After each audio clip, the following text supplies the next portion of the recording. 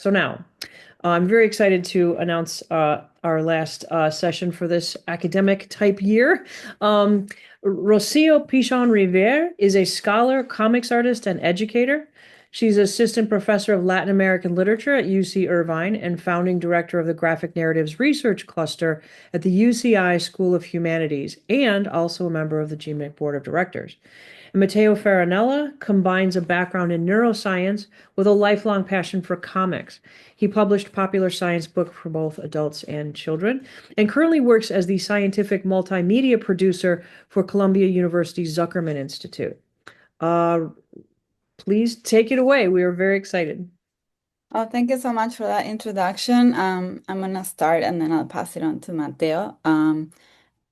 Well, I like to start with a land acknowledgement, but we're all over the place, but wherever we are, it's quite likely that we are in unceded territory.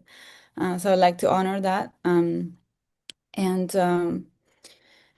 just start with a sort of confession. I wanted to show you a few of my drawings from back in the day when I was a teenager in the 90s. I grew up in Argentina, and this is the kind of art that I was making. It was the 90s. It was like, we all wanted to be like Kate Moss, and there was this like specific male gaze that I think I was drawing about. But as you can see, my characters are floating in space and there is no background, and that's part of a thing that happened to my art for many years, um, that these characters are posing, but it's unclear in front of whom, and it is unclear where they're going if there seems to be an unknown space. And luckily, I had a good friend who was like, Rocío, like you have no backgrounds, you need to do backgrounds. He was a filmmaker, David Cardona, and he, a cinematographer, like he knew very well that backgrounds are very important to tell a story. And so I took that advice to heart, but I also didn't know how to do backgrounds, and I was just uninterested at the time. And so it took me many years to get there. And but I feel like at the time, perhaps I was working on something else. I think there was this like I was using the blank of the page as a sort of like metaphysical space where my characters were, going through something very abstract.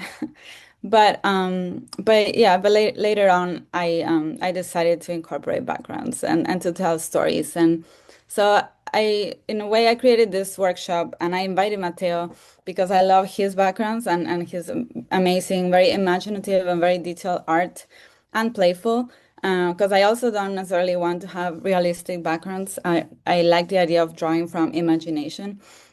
But yeah, I just designed this workshop to be the workshop that I wish I had been able to take as a younger person.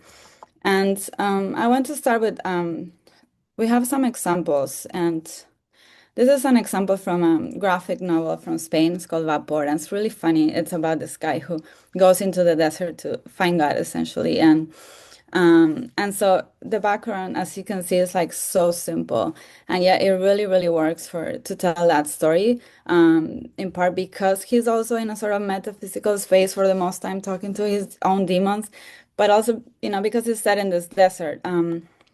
And so, as you can see, even just the repetition of panels with the same horizon line at the same point in the rectangle, like really helps to have this sense of space and a sense of his movement throughout that space.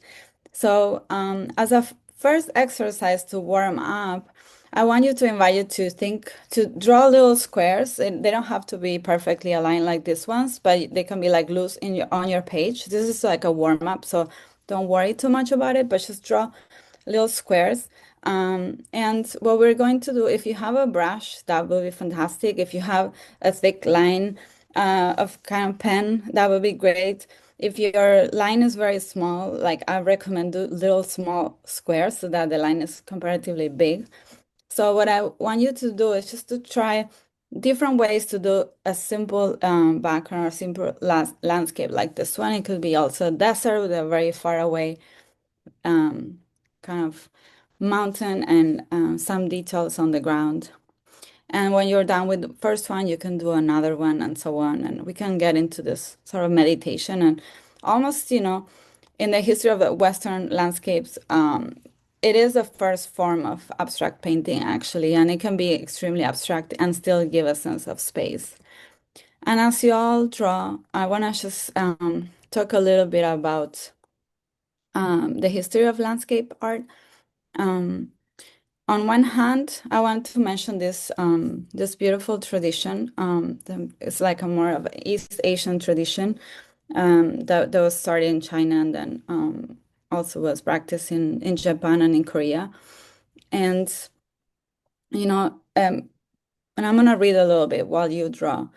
So I'm gonna change my pace, try to help you get into a state of meditation. So while landscape painting in the West didn't emerge as a genre until the 18th century, and we'll talk about it in a second, there is a fantastic tradition of landscape painting in East Asia, as you know. This tradition is over 1,000 years old.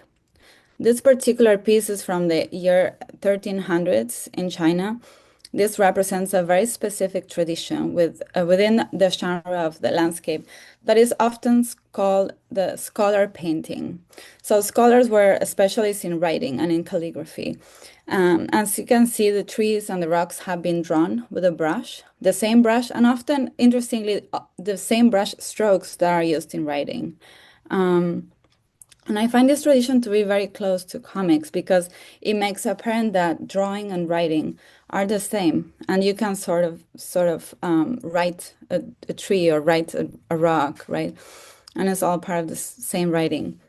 In these times, there was also a class of professional painters, what we think normally as painting with color, and but this tradition, in contrast, is looking for this kind of minimalist style that really puts attention to the writing hand.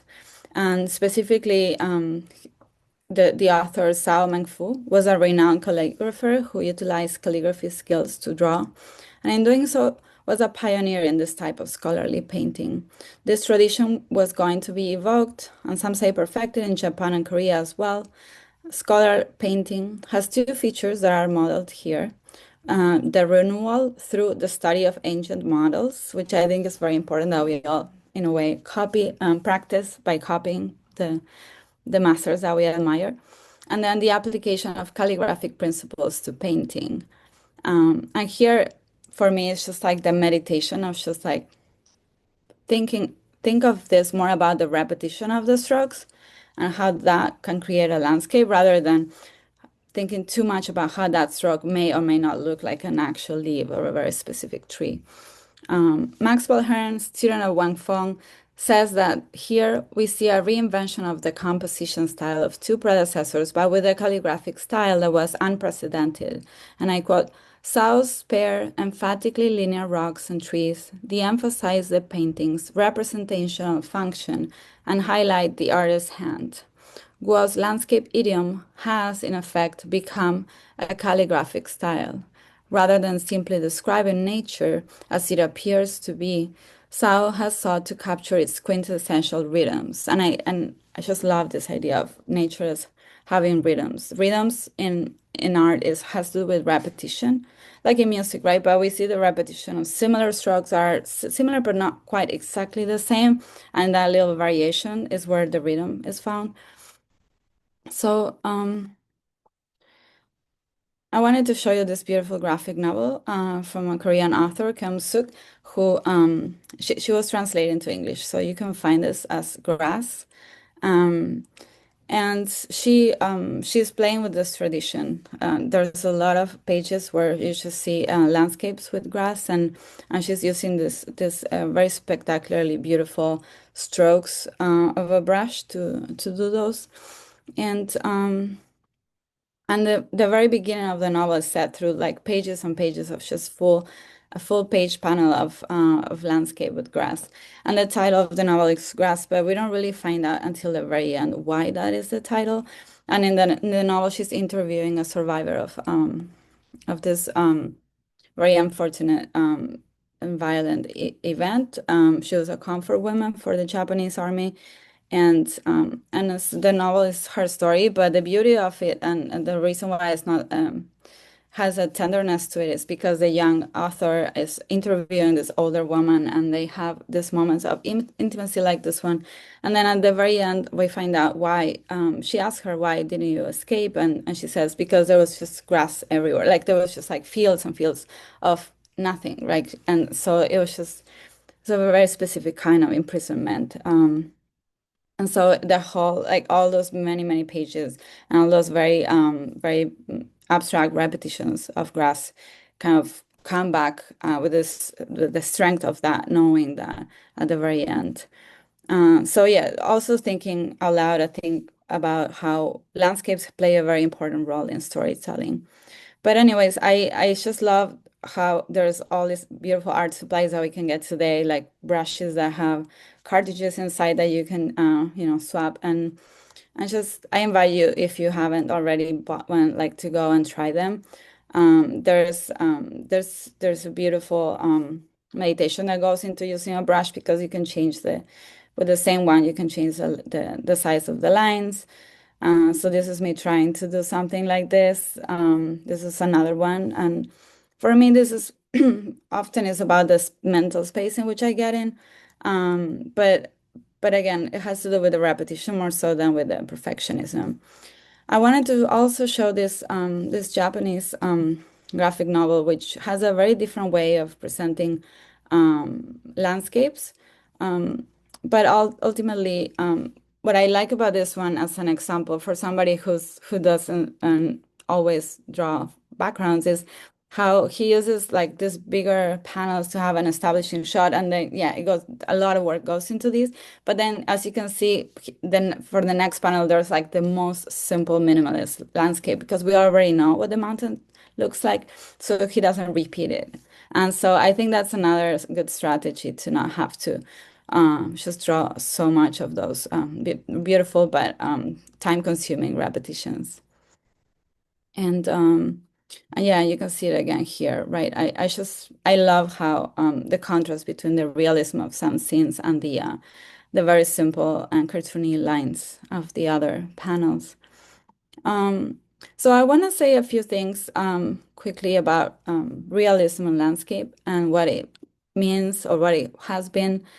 I hope you're still drawing, and if you don't know what else to draw, you can take a look at these images and try to mimic them, but maybe with a playful style, because realism is just not the mood that we're in today. And in part, I want to tell you quickly the story about the realism in landscape painting in 18th century England, which is when this genre of painting became big.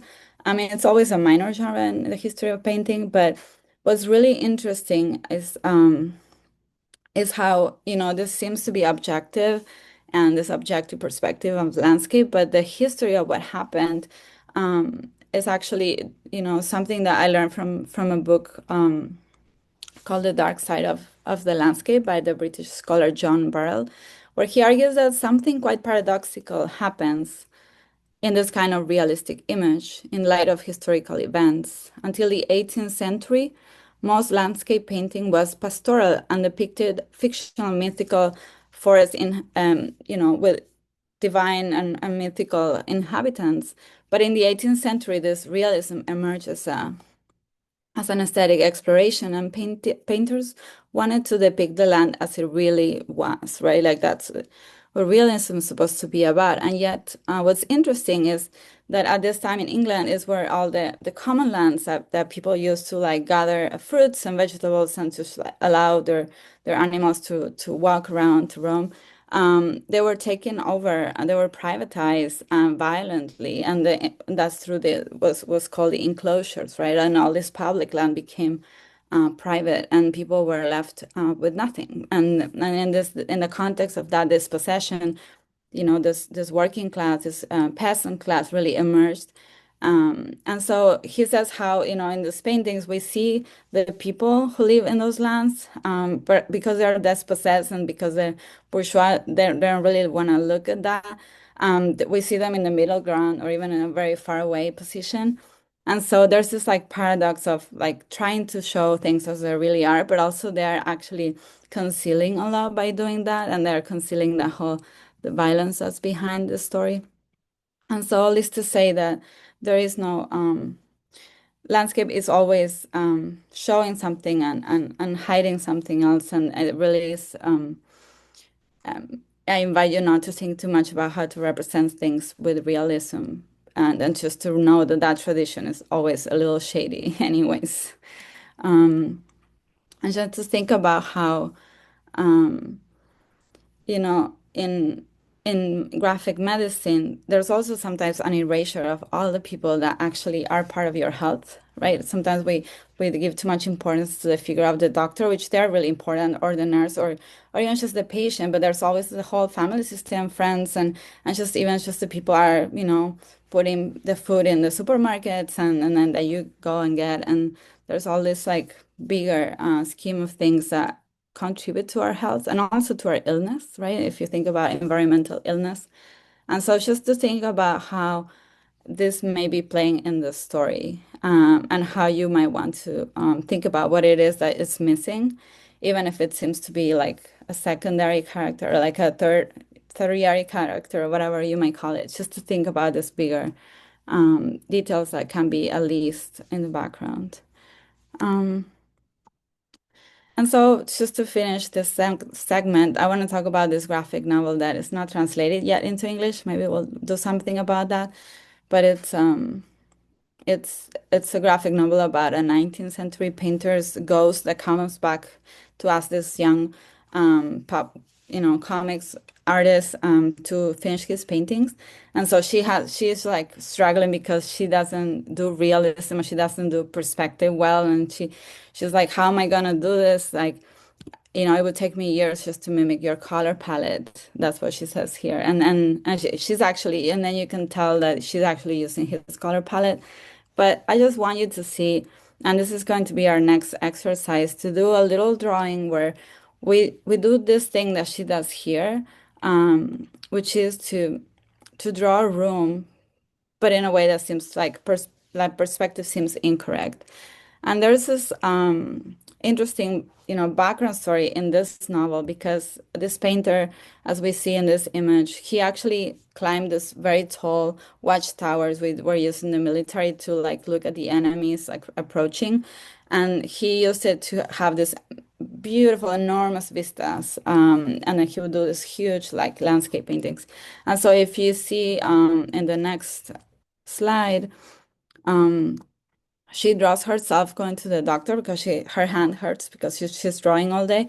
And then if you look at this on the lower right part of the page, you see the vista of the doctor's office, which is interesting because in the story, really is this is an indication that the ghost is already present, and then he's going to make an appearance in the next page. But you can see his perspective, which is really high, and it's a perspective that we don't normally use to describe a doctor's office, and it's very playful and kind of childlike. So, anyways, I invite you to try something like this, just to forget about traditional perspective for a moment and to draw a scene like this. Maybe draw yourself and in your own desk, whatever table you're using right now. Yeah, no, meanwhile, I can say, yeah, just thank you all for being here.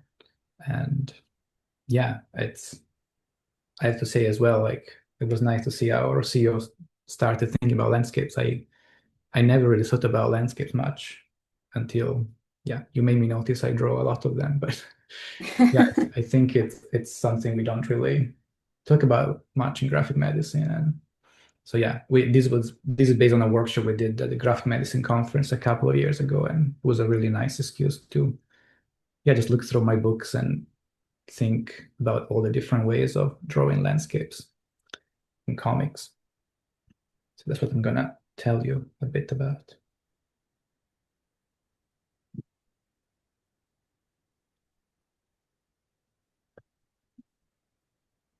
And yeah, we discussed we want to give people time to draw. You can draw while we talk, and we're gonna try to share everything at the end, but 5 minutes.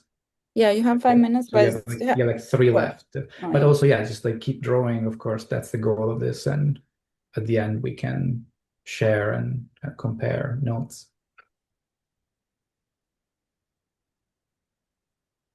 Yeah, and the invitation here, and this, if you're doing the kind of like very quick lines, I want to start a new one, you can go ahead and do that. But the idea of this exercise is just really play with a crazy perspective that you don't know exactly how it would look like because you don't normally see it, but that's okay because people would probably understand that a table is a table and a person is a person, and then the walls can be like humongous and it's okay. And as you know, if anybody has ever played with photography, you can get lenses that make small rooms look big, like, anybody in the industry of selling houses would tell you that you can, change how a space looks with playing with lenses. And so this is a sort of doing that. Um, I don't want to see everybody's drawing, but also I don't want to rush it. Give you a few more minutes. yeah. And then the other thing, since I feel like we can have a conversation while people draw. The other beautiful thing about that graphic novel, which is like really, really gorgeous and very well told, is that she has this aesthetic, but she's so consistent and she really owns it in a way that you buy it immediately, and that's not an issue at all. And it creates a very peculiar intimacy. And actually the whole novel is a reflection about realism, I think, and how it's outdated in art history. It's precisely like it is dated. It's like 19th century, 18th century, 19th century. Nobody does that anymore. And I feel like in the world of comics, because of a certain genre of comics that kind of was sort of realistic, many people feel pressured to have realistic backgrounds. But there's so much more expressiveness in when you don't do that. When you draw things not as they look through a camera lens, but as they feel in your body, right?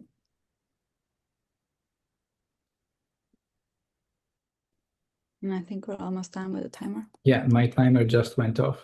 So shall I move on? Or shall we do a quick share? I don't know. Sometimes I see people putting things on their cameras, which is nice, but Let's see. If anybody wants, should we save it for the end? okay. Okay. All right. So yeah, I mean, my part. So yeah, after Rocío did a good job, like kind of deconstructing the idea of like what even is a realistic landscape.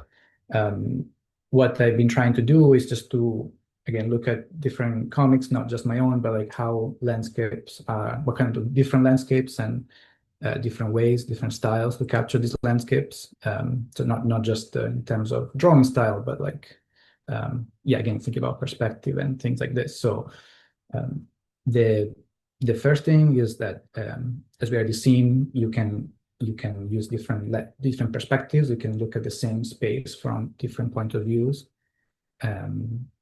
And these are so again, not gonna get too technical, but these are some of the classic perspective we use, at least like in Western art that we taught in schools. And again, they're all valid, but I think even this shows you that there is no like correct way. There's not just one point of view. And I think as the last example we saw, even the way you look at a room from eye level or above or below gives a completely different sense of place. So yeah, the first kind of landscapes, like if he's trying to move on from this more traditional, quote unquote, realistic types of landscape, I was trying to think also like what's the goal? Like when we do something like this, what message does it send? And to me, these very geometric perspectives, which again, not all the time, but usually they look from an higher angle above eye level. So they put the readers above the character. It's almost like a God view, or a narrator above the story that is somehow detached from the character. And so the characters themselves, I think they lose a bit of their importance. For one thing, it's harder to see their faces, right? Their expressions. they become almost like these little miniature puppets in the characters, which is not necessarily bad. I think this can be very useful in some context, especially when the landscape itself, the environment, becomes a protagonist. So just like, again, looking at some quick example at hand, this is from Creation by Sylvia Nickerson, and it's all about the city. It's all about Hamilton, near Toronto, and yeah, the gentrification, the story of the city. I think you almost never actually see the characters. Like, it's autobiographic, like there's a character, but they're always lost in this big landscape. Another example is by Crude, which is a whole story about the Amazon forest and environmental damage. So again, this is very much about the landscape. So not all the comics like this, of course, there are characters, there are people, but there are a lot of this very high view, very large perspective of the landscape that is part of the story. And an important note also when we're thinking about realistic landscape is that, and style, I think for a long time I struggled with realistic landscape because my characters are not. Oh, okay. Can you still see me? Okay. An important note that many comic scholars like Scott McCloud points out is that the realistic landscape doesn't necessarily have to go with a realistic character. And these are two examples from Tezuka and The Forge. You can have these almost photorealistic landscapes, but then draw very simplified characters. And I think that's interesting because, again, the idea that it really helps you project yourself into the character and immerse yourself in this very complex 3D world. Yeah, this is the page from Scott McCloud where it argues that it's again it's almost a strategy to put the reader into that place. But again, moving beyond this more realistic, very complex landscape, which I know they take time to draw, so we're not going to ask you to draw one in 5 minutes. But other, in a way, more simplified strategies that we find in comics are these flat landscapes, which are almost like a stage set. There's the foreground, there's middle ground, and then there's a background, and it's very flat. You can use maybe a bit of shading, but yeah, they're usually mostly just like line work. And again, what does it do here? I think it really puts at the same level with the protagonist, which is usually in the foreground. And so you feel, I think it gives you a sense of you're really in the middle of the story. You're there with the protagonist. And some people that do this very well, very effectively with very simple drawings are Tom Gold, for example. Again, these very simplified characters on flat backgrounds, but you can still tell great stories with that. Ivan Brunetti is another kind of extreme example of this. It is not even isometric perspective. It's literally just like the whole room is flattened out. But you can still get pretty realistic. Like, you can still add a lot of details. It's just so the place is the same. It just gives you a very different message of what you're doing there. I think it's a very effective style. So if you don't know how to draw perspective, it's like, practically speaking, it's a cheap trick, but it's very effective. So I always recommend it. And also, yeah, I think what I'm doing here is trying to think not just of the landscape, the larger environment, but a room can be a landscape. So how do you draw a room? And this is where I started to think more about graphic medicine and how in graphic medicine, I think we've often, as Rocío was saying initially, we often focus on the spaces of care. So the hospital, the doctor's office, the patient's room. And what I notice is that they tend to be always very cramped and claustrophobic. So just two examples. One classic from Ian Williams, led by Doctor. I think it does a lot of these very small panels where, like, very oppressive characters. But also, yeah, another different example. I thought this was beautiful from Catherine Polly, Down to the Bone. Is a story about leukemia, and I love this panel where she often does this. The patient is like more realistic, more in color, and then the room is more simplified, just line drawing. But I think it was particularly effective because this is a view from like of a friend across the window or the door. And so yeah, she's literally like trapped into this box, this very flattened box. And again, this gives you a certain feeling about how people, both the doctors and the patients, experience these places. And I also like to contrast it with how open spaces are depicted, which are often much more happy, places of connections.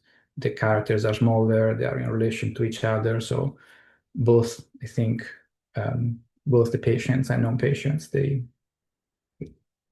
is an important part of healthcare as well, I think, that we often don't look at as much. What else we have? Oh yeah, and also thinking about how you present a room, right? Even if, whatever is the perspective, whatever is the strategy, you can make very different choices about how you draw the details of a room. And I like to compare this to, so this is an example from Julie Doucet, New York Diaries, and you can see how she depicts her New York apartment, which something probably many people imagine when they think of a New York apartment. Is very, very busy, very anarchic. And yeah, it gives you a different feeling than something like this, for example, more recent example from Sohini, This Beautiful Ridiculous City, which again is all about New York, but it's a very different experience of New York. It's a very different feeling on the city. And so yeah, you can still have a very small cramped apartment, but you can draw it in a much more ordered, more colorful way, and it gives you a completely different feeling. Oh yeah, here we had an exercise that maybe I'm gonna skip. Yeah, I think let me just move on. We can do more. There's gonna be more exercise, I promise. But just want to give you like a whole palette of examples. Another way to draw landscapes, which I think is very interesting in comics, is by breaking them down in small details. So again, if you don't have time to draw a giant splash page with detailed landscape, you can just pick certain details. And I think this is very interesting because it gives another feeling, which is like seeing the world through the eyes of the character. And you can build a very complex space with just these details. Again, classic examples, Chris Ware, Jimmy Corrigan does this all the time, or John McNaught, Doc Wood. Again, like there's a sense of space, but there's no like big detailed landscape. And I think this again is particularly interesting in comics because it's something comics can do. So you can build these pages which are accumulation of the panels. So the whole page gives you more information than individual panels summed together. And yeah, so this is actually the exercise I wanted to ask you to do now. You already draw some landscape, maybe your room, wherever you are, in one panel.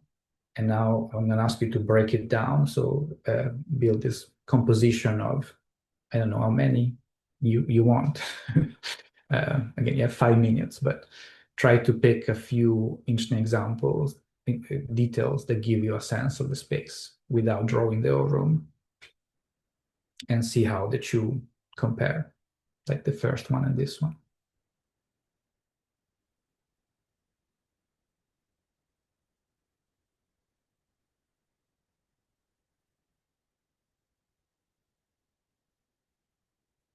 Okay, almost done.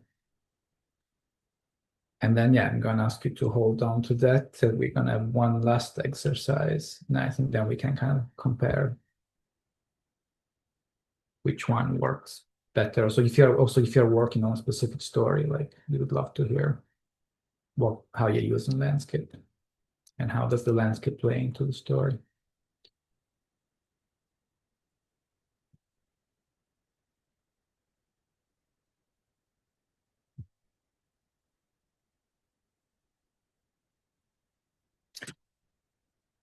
Okay, and I'm gonna give you one last example of landscapes, which I particularly love. And then we're gonna do one last exercise and we can open it up. Oh wow. Oh, this is the alarm. Okay, I was like, where is it coming from? Sorry about that. Okay, and the last one I wanted to mention is the metaphoric landscape. So it's a way to turn. So instead of drawing what you see, like drawing how the place makes you feel, and maybe overlap the two. I think that's one of the beautiful things you can do in comics. You can really very easily blend reality and like internal reality and external reality. And something I see all the time in graphic medicine, by the way. So like again, just examples I was familiar with, but I'm sure there are many more. It's like from Bipolar Bear by Catherine Found, how, and again, like this was the first example, but I feel like I've seen it so many times, the experience of navigating an hospital and how patients feel completely confused is actually navigating healthcare in general. And there are many beautiful examples from Maureen Burdock, Queen of Snails. And yeah, again, you can read, I really recommend reading the book, but as you can see in this couple of panels, she describes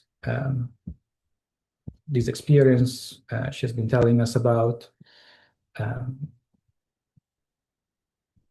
Yeah, she's traveling on this seatboat, looking for a sense of belonging and finding an unwelcoming landscape, which is a family story.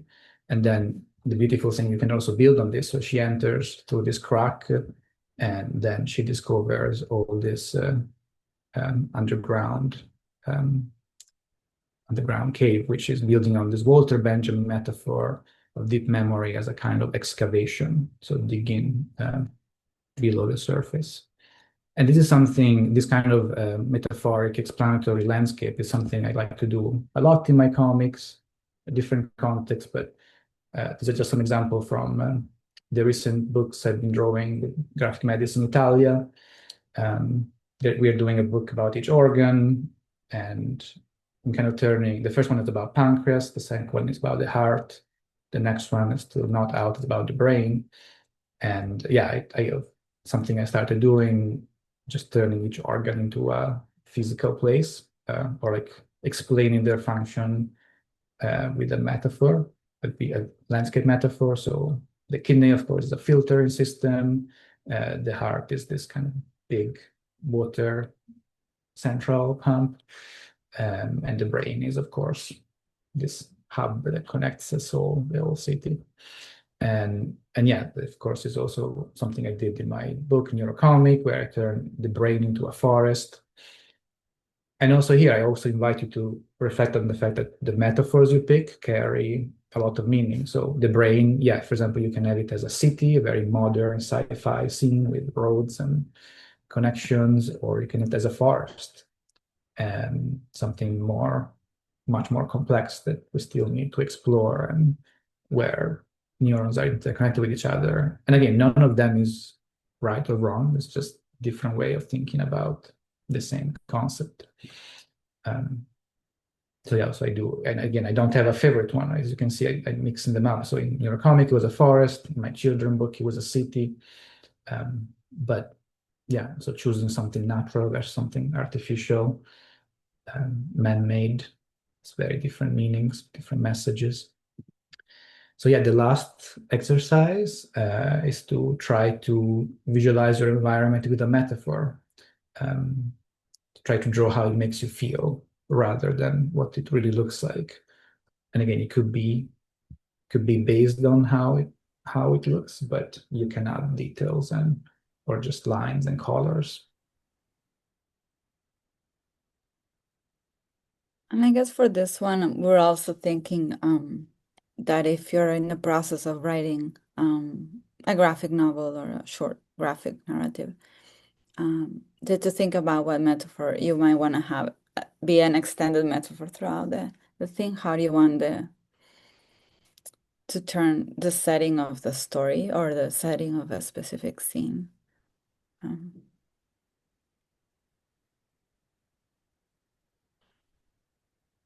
It's a good point, and something, yeah, whenever I talk about comics and metaphors, I think it's another powerful thing that you can really, if you find the right metaphor, you can really stretch it out and expand it to a whole story.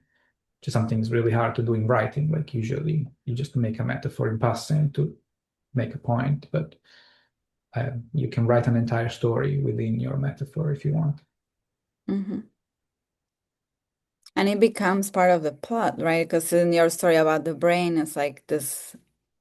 By the way, the forest is like so much more mysterious, which it's good for an adult story, right? For the kids, it's almost like a theme park, right? And it's like, yeah, I love that. And then that's the kind of adventure that people are getting themselves into, right?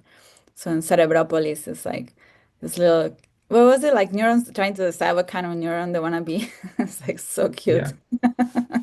And while the other one is like, oh, it looks almost like a lethargic trip. It's like going into the depths of the brain and all the mystery that it can hold.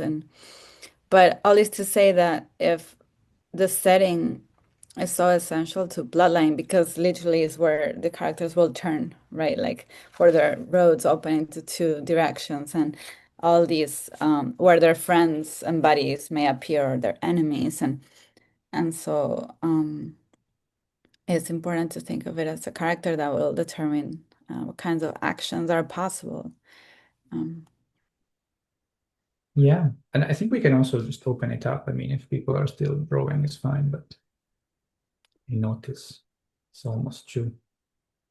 I agree. Why don't we stop sharing screen and Yeah. unless you wanna No, it's okay. No, as you get, it was just a quick summary, but I can Okay. also share it later, just with the things I showed you. And then no, this I think we just wanted to open it up